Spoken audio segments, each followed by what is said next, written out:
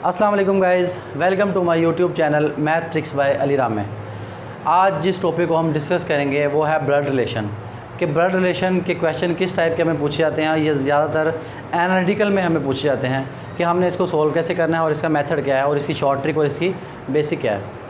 मैं आपको आज इसकी बेसिक्स बताऊंगा। अगर तो आपने मेरा क्वेश्चन सीखा है तो आप सिर्फ मेरा क्वेश्चन कर सकते हैं, लेकिन आपने अगर तरीका सीख लिया तो आप कोई भी क्वेश्चन को सोल्व कर सकते हैं। कि अगर वो हमें पूछ ले अपर जनरेशन के बारे में, अपर जनरेशन अब क्या होगी। अपर जनरेशन में अगर हमें पूछेगा तो हमने जो एरो हेड है ये करना है ऊपर को। अब अपर जनरेशन का जो एरो हेड है हम ऊपर करेंगे। तो अपर जनरेशन में कौन कौन से आ सकते हैं। अपर जनरेशन में आ सकते हैं हमारे वालिद मतलब फ़ादर आ सकते हैं, मदर आ सकते हैं, इसके अलावा मतलब ग्रैंडफादर, ग्रैंडमदर, मतलब इस तरह के वो सारे आ सकते हैं। ये आपने करना है सिर्फ अपर जनरेशन के लिए। जनरेशन समझ लेनी है आपने, अपर, लोअर एंड सिंपल जनरेशन। अगर आपको इन तीनों जनरेशन की समझ आ गई फिर हम क्वेश्चन की तरफ जाएंगे, आपको क्वेश्चन बहुत अच्छे तरीके से समझ आ जाएगा। सेकंड नंबर पर हम बात करते हैं आवर जनरेशन की, मतलब बराबर की जनरेशन है। अगर बराबर की जनरेशन का कोई भी क्वेश्चन आ जाए, मिसाल के तौर पर कज़न्स, भाई, ख़ुद मैं, सिस्टर्स, या इस तरह के जितने भी आ जाएं, अगर हमने उसको सोल्व करना हो तो आपने जो एरो हेड है या उनके जो नाम है हमने ये साइड पे लिखना है। यूँ जो एरो हेड है इनका जो शो करवाना है ये बिल्कुल साइड पे शो करवाना है। तो ये है आपकी टाइप 2। जो टाइप 3 है, 3 टाइप में हमने कैसे करना है, 3 टाइप के जो एरो हेड है ये हमने लगाना है नीचे। अब जो लोअर जनरेशन है, लोअर जनरेशन में कौन सी टाइप्स आ सकती हैं और कौन कौन आ सकते हैं। लोअर जनरेशन में कैसे आ सकते हैं। लोअर जनरेशन में मेरा बेटा आ सकता है। अभी तो फ़िलहाल मेरी शादी नहीं हुई, मैं एग्जांपल दे रहा हूँ आपको कि लोअर जनरेशन में सन आ सकता है, बेटी आ सकती है, ठीक है। उसके अलावा अपने भाई का छोटा बेटा आ सकता है, मतलब बेटा आ सकता है। इस तरह की जो हैं ये सारे किस में आएंगे, ये लोअर जनरेशन में आएंगे। कुछ क्वेश्चन ऐसे होते हैं कि क्वेश्चन में हमें पूछा जाता है, फॉर एग्ज़ाम्पल मैं आपको एग्जांपल देता हूँ कि उस्मान आयशा का भाई है, मतलब Usman is the brother of Ayesha. अब हमें पता है कि उस्मान एक लड़का है और आयशा एक लड़की है, मेल है और फीमेल है। हमें इस चीज़ में मसला नहीं होता। हमें मसला कब होता है, जब हमें वो पूछता है कि इफ़ PQRS, मतलब जब हमें वो PQRS में पूछता है तो हम वहाँ पे थोड़ा सा मतलब फंस जाते हैं, या थोड़ा सा मतलब हमें समझ नहीं आती इसकी कि हमने इसको कैसे करना है, क्योंकि हमें पता ही नहीं चल रहा होता कि उसमें मेल क्या है और फीमेल है। अगर फॉर एग्ज़ाम्पल पूछे कि P is a sister of R, मतलब P R की सिस्टर है। हमें अब तो पता है कि जो P है ये सिस्टर है, तो हमें क्या पता कि R ये लड़का है या लड़की है, मेल है या फीमेल है। तो इसको हमने कैसे करना है, इसकी हमने मेंशन कर देनी है। मेंशन हमने कैसे करनी है, ये देखें वो कह रहा है P जो है ये R की सिस्टर है। अब हमें पता है कि R जो P है ये R की सिस्टर है। जो P है जो भी फीमेल आएंगी हमने फीमेल के सामने यूँ नेगेटिव का साइन लगा देना है। और फॉर एग्ज़ाम्पल मैं आपको एग्ज़ाम्पल के लिए सिर्फ समझाना चाह रहा हूँ कि फॉर एग्ज़ाम्पल R ये एक बॉय है, ठीक है, मेल है। तो जो मेल के साथ करेंगे वो हम क्या कर देंगे, हम उसको प्लस कर देंगे। अब हम करते हैं तो जी गाइज़, अब हमने जो सीख लिया है अब इसको क्वेश्चन में अप्लाई करेंगे और इसका सोल्यूशन निकालेंगे। क्वेश्चन क्या है हमारे पास, क्वेश्चन की स्टेटमेंट को पढ़ लें। क्वेश्चन में हमें कह रहा है B is the father of Q। अब जैसे जैसे हम इसको सोल्व करते जाएंगे वैसे वैसे इसकी जो पिक्चर है वो ड्रा करते जाएंगे। वो कह रहा है B is the father of Q। तो मैंने आपको बताया था कि जो मतलब फादर, ग्रैंड मदर, मदर, तो इसकी अपर हेड आपने ऊपर को लगानी है। तो B is the father of Q, तो हमारे पास आ गया ये Q। अब इसका फादर है तो क्या हो जाएगा, अपर हेड। फादर कौन है इसका, B। तो B is the father of Q, तो फादर मेल है तो इसके साथ प्लस का निशान आ जाएगा। और Q क्या है, Q का भी हमें नहीं पता। B is the father of Q। अच्छा जी, आगे चलते हैं। B हैज़ ओनली 2 चिल्ड्रन, ठीक है, B के 2 बच्चे हैं। Q is the brother of R, अब पता चल गया कि ये मेल है, तो ये क्या आ जाएगा, Q is the brother of R। अब मैंने आपको बताया था कि जब हम कज़न, बहन, भाई या इस तरह के आएंगे तो एरो हेड कैसे आएगा, तो ये आएगा साइड पे। तो क्या कह रहा है, Q is the brother of R, यानी कि R अब क्या है, अब हमें नहीं पता। अभी उसने कहा था कि B हैज़ ओनली 2 चिल्ड्रन, तो B के 2 बच्चे हैं, ये हमने ड्रा कर लिए, हमें पता चल गया। क्वेश्चन की स्टेटमेंट को आगे पढ़ें। R is the daughter of P। अब पता चल गया कि R इज़ द डॉटर, मतलब R क्या है, ये है female. R is the daughter of P, कि ये क्या है, P की बेटी है। तो P क्या आ जाएगा हमारे पास, यानी कि इसकी मदर है, तो ये आ गया हमारा P। तो पी भी फीमेल है, तो इसके साथ भी आपने ये है। आप देखें ज़रा इसको गौर से देखें कि बी के 2 बच्चे हैं और आर की जो मदर है वो पी। इसका मतलब है इन दोनों के दरमियान जो रिलेशन है ये मतलब कपल्स हैं, मतलब मियाँ बीवी हैं, बी और पी, और इनके 2 बच्चे हैं और ये आर की जो मदर है वो पी है। अब क्वेश्चन को आगे जाएँ। R is the daughter of P हो गया ये। A is the granddaughter of P. अब इस ग्रैंड डॉटर किसको कहते हैं? बेटी की बेटी को। अब ग्रैंड डॉटर ऑफ पी, अगर पी की ग्रैंड डॉटर है तो क्या आ जाएगा? पी की एक बेटी आर है और आर की एक दूसरी बेटी है, तो आर की दूसरी बेटी है, उसका नाम क्या है इसने रखा है? A is the granddaughter. A आ जाएगा हमारे पास एक, ये भी नेगेटिव है, मतलब ये क्या है? फीमेल है। A is the granddaughter of P, मतलब ये क्या आ जाएगी? पी की ग्रैंड डॉटर, मतलब बेटी की बेटी। पी की जो बेटी है आर और इसकी बेटी आगे ए।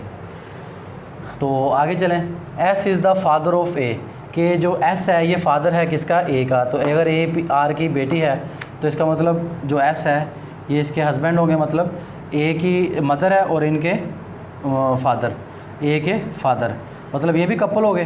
तो ये ये हैं मेल हैं, तो इनके साथ क्या आ जाएगा? प्लस आ जाएगा। आगे उन्होंने किसका रिलेशन पूछा है? How S related to Q, कि एस का और क्यू का जो रिलेशन है ये उसने पूछा है हमें। अब उसने देखे काफ़ी सारी कन्फ्यूजन कर दी है, अब हमने इसको ड्रा किया तो इसको समझने में हमें आसानी होगी।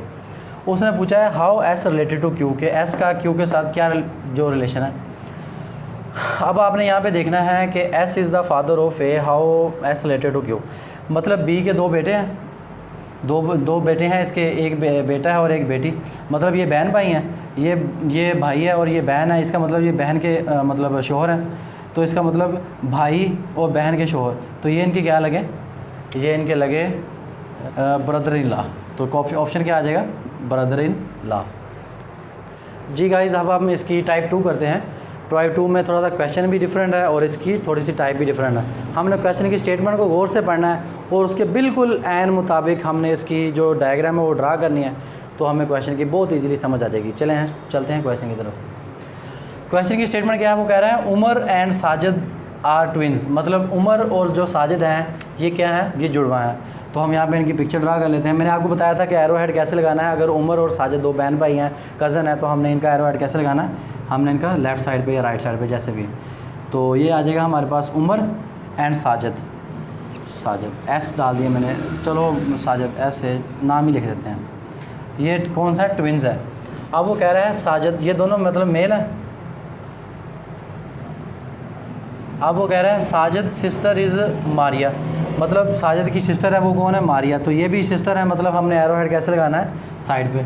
तो साजिद की सिस्टर मारिया, तो ये आ जाएगी मारिया। तो ये फीमेल है, तो हमने इसके साथ नेगेटिव का निशान लगा देना है।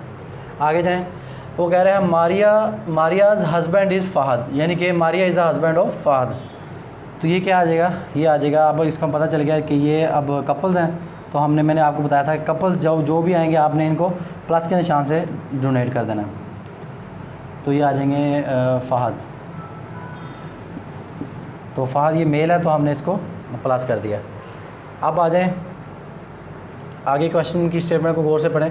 अब वो कह रहा है उमर्स मदर इज़ नसीम, कि उमर की जो मदर है वो कौन है? नसीम। आपको मैंने बताया था कि अब जब हम अपनी से अपर जनरेशन की तरफ जाएंगे तो हम एरो हेड किसको लगाएंगे? ऊपर की तरफ लगाएंगे।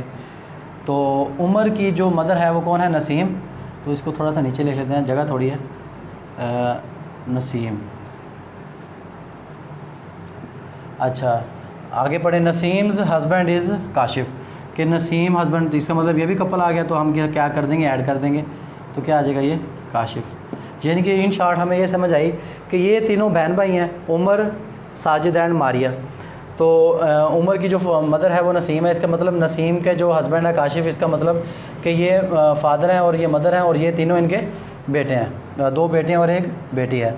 तो अब उसने हमें क्वेश्चन में पूछा है कि how Kashif related to Fahad, यानी कि काशिफ का फ़हद के साथ क्या रिलेशन है। तो ना कि हमने फ़हद का रिलेशन बताना है काशिफ के साथ, हमने बताना है काशिफ का रिलेशन बताना है फ़हद के साथ। तो काशिफ का रिलेशन क्या होगा कि नसीम एंड काशिफ ये दोनों मदर हैं और फादर हैं, तो इनके ये 3 बेटे हैं, 2 बेटे हैं और 1 बेटी।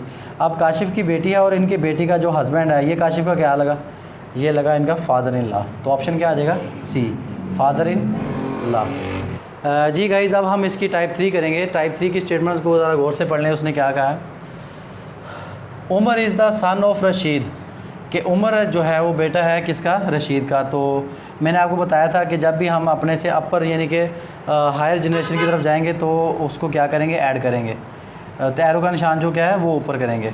तो Umar is the son of Rashid, तो क्या आ जाएगा, उमर है, ये इसके जो वालिद हैं इनका नाम क्या है, रशीद। रशीद ये मेल है, प्लस आ जाएगा। अच्छा जी, आगे देखते हैं। ये कह रहा है Sana is the sister of Rashid, कि यानी कि जो सना है वो किसकी सिस्टर है, रशीद की।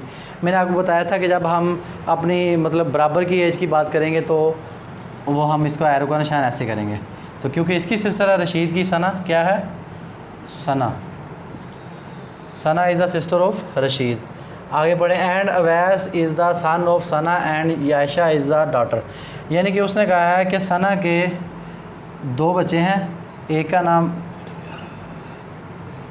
अवैस और दूसरे का नाम आयशा,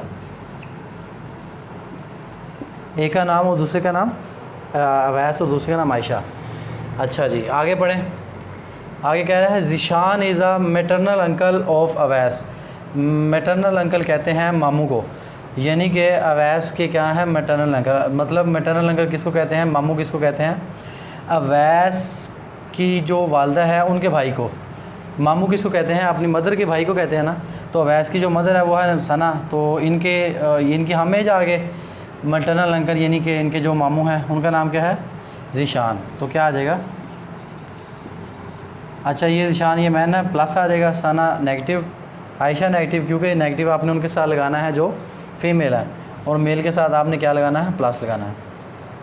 अच्छा आगे पढ़े, उसने पूछा क्या है, how is Umar related to Awais, यानी कि उसने हमें उमर और अवैस का जो रिलेशन है वो पूछ लिया। अब आपने गौर किया इस चीज़ को कि उसने हमें क्वेश्चन को किस तरह घुमा फिरा दिया है कि Umar is the son of Rashid, Sana is the sister of Rashid and Awais is the son of Awais is the son of Sana and Ayesha is the daughter. मतलब उसने हमें घुमा फिरा दिया है। अगर हम इसकी डायग्राम बना के अच्छी तरह समझ लें तो मेरा ख्याल है हम इसका कॉन्सेप्ट और इसका बेसिक जो है वो क्लियर कर लेंगे। अगर तो आप क्वेश्चन को समझेंगे तो आपको सिर्फ क्वेश्चन की समझ आएगी, लेकिन जब आप एक मेथड समझ लेंगे तो आप कोई भी क्वेश्चन को सॉल्व कर सकते हैं। यानी कि आप मेथड समझें, क्योंकि मेथड आपको आना चाहिए। अगर आप मेथड समझ गए तो आप कोई भी क्वेश्चन, किसी भी तरह का क्वेश्चन है उसको सॉल्व कर सकते हैं। अच्छा उसने पूछा है how is Umar related to Awais, यानी कि उमर और अवैस का रिलेशन क्या है। अब हमें पता है कि रशीद और सना ये दोनों बहन भाई हैं, तो रशीद का बेटा और सना का बेटा, तो ये बेटे ये क्या होगा, ये होगा कज़न आएंगे। तो ऑप्शन डी क्या है, कज़न। तो जी गाइस, अब हम आते हैं टाइप 4 की तरफ। टाइप 4 में ये क्वेश्चन बहुत इंपॉर्टेंट है और बहुत दफ़ा एनालिटिकल में आ भी चुका है। क्वेश्चन की स्टेटमेंट को गौर से पढ़ना है। क्वेश्चन की स्टेटमेंट क्या कह रहा है वो, a man said to a woman, एक आदमी ने गौर से कहा the only son of your brother is the brother of my wife, यानी कि तुम्हारे भाई का इकलौता बेटा मेरी बीवी का भाई है। How is that the women related to the wife of that man, यानी कि उस औरत का उस आदमी के भाई से, उस आदमी की बीवी से क्या रिलेशन है। तो हम क्या करेंगे, अब मैंने said to a women the only son of your brother is that brother of my wife, यानी कि उसने उसको कहा है, तो क्या आ जाएगा ये लेडी, औरत को हम लेडी कर लेते हैं, लेडी के तुम्हारे भाई का, यानी कि उसका भाई है तो जनरेशन क्या होगी, सेम होगी, ब्रदर। ठीक है, उस of your brother of your son, son आ जाएगा तो ये उसका बेटा है, तो नीचे आएगा ये क्या आ जाएगा, सन। आप ज़रा क्वेश्चन को पढ़ लें, the only son of your brother, यानी कि उसका जो भाई है, उसका जो भाई है, the only son of your brother of my wife, यानी कि जो लेडी है उसका जो भाई है, उसका जो इकलौता बेटा है वो क्या है, how is the brother of wife is the brother of my wife, यानी कि जो मैन है उसकी जो वाइफ है। अब यहाँ पे रिलेशन आ गया कि मियाँ बीवी हैं, जो उसकी वाइफ है इसका भी भाई है। तो देखें लेडी का जो भाई है उसका बेटा इसका भी, इसकी बीवी का भी भाई है, तो मतलब ये रिलेशन कौन सा आ गया, ये भी सेम रिलेशन आ गया ना भाई बहन का। मैंने आपको बताया था कि जब अपर जनरेशन में जाएंगे तो मतलब बाप बेटा और ये बाप, ग्रैंडफादर, ग्रैंडमदर, फादर, और जब हम इक्वल रिलेशन में जाएंगे कज़न, बहन, भाई, तो ये सारे आएंगे। तो अगर इस वाइफ का भी ये भाई है तो ये क्या आ जाएगा, सेम रिलेशन में आ जाएगा। तो उसने पूछा क्या है, उसने पूछा है how is that the women related to the wife of that man, यानी कि उस लेडी का इस आदमी की वाइफ से क्या रिलेशन है। तो क्या रिलेशन होगा, गौर से पढ़ो ज़रा। अगर ये इसका भी भाई है तो ये इसका बेटा है, तो ये इसकी बहन है, तो इसका और इसका रिलेशन क्या बनेगा, तो ये आ जाएगा इसका ऑप्शन सी, आंटी। यानी कि क्या ऑप्शन आएगा, आंटी।